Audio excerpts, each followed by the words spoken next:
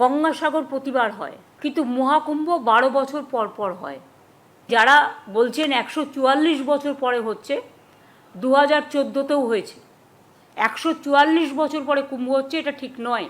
144 বছর পর মহাকুম্ভ হচ্ছে, এই তথ্য ঠিক নয়। কুম্ভ মেলার শেষ বেলায় এমনটাই দাবি করলেন মমতা বন্দ্যোপাধ্যায়। মঙ্গলবার নবান্নে মন্ত্রিসভার বৈঠকের পর সাংবাদিক বৈঠক করেন মুখ্যমন্ত্রী। সেখানেই 144 বছর পর মহাকুম্ভ হচ্ছে, এই তথ্য ঠিক নয় দাবি করে এ বিষয়ে বিশেষজ্ঞদের মতামত চান তিনি।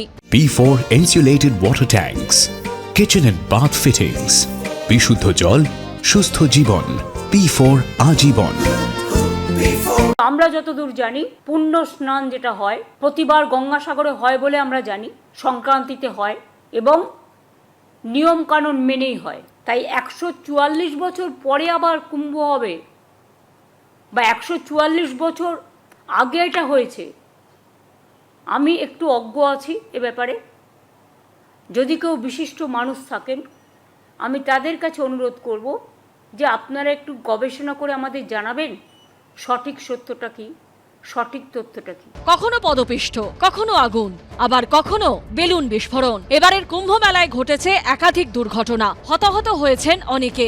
এই প্রেক্ষিতে মুখ্যমন্ত্রীর মৃত্যুকুম্ভ মন্তব্য ঘিরে দানা বাঁধে বিতর্ক। মহাকুম্ভ আমি নাইবা বললাম, ওটা এখন মৃত্যু কুম্ভ হয়ে গেছে। মুখ্যমন্ত্রীর মৃত্যুকুম্ভ মন্তব্য নিয়ে শোরগোলের মধ্যে কুম্ভকে একতার মহাকুম্ভ বলেন প্রধানমন্ত্রী। মমতা বন্দ্যোপাধ্যায়ের তীব্র বিরোধিতা করেন উত্তরপ্রদেশের মুখ্যমন্ত্রী। यानी सनातन धर्म के इस महायोजन को फालतू उनको दिखाई देता है और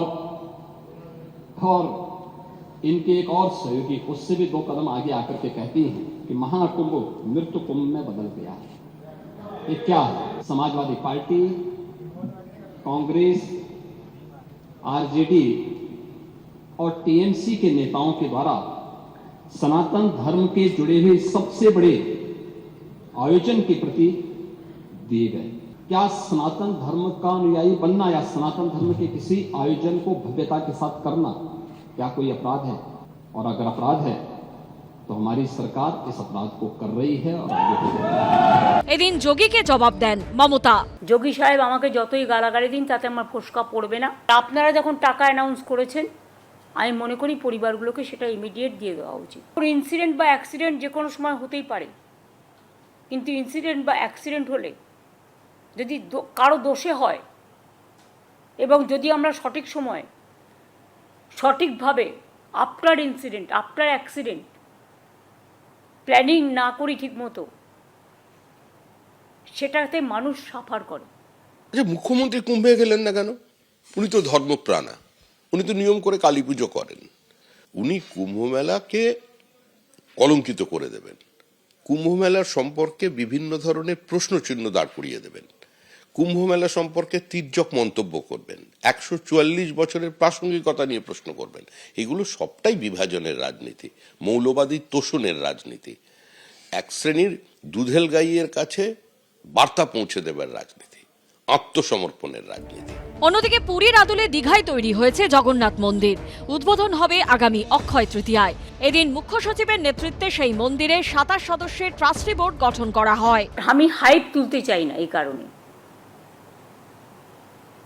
আমার যতটা ক্যাপাসিটি, আমি ক্যাপাসিটি অনুযায়ী কাজ করব। কে কি বললো জানি না, তবে এটুকু বলতে পারি যে সনাতনী ধর্মের কি পাওয়ার সেটা বুঝিয়ে দিল।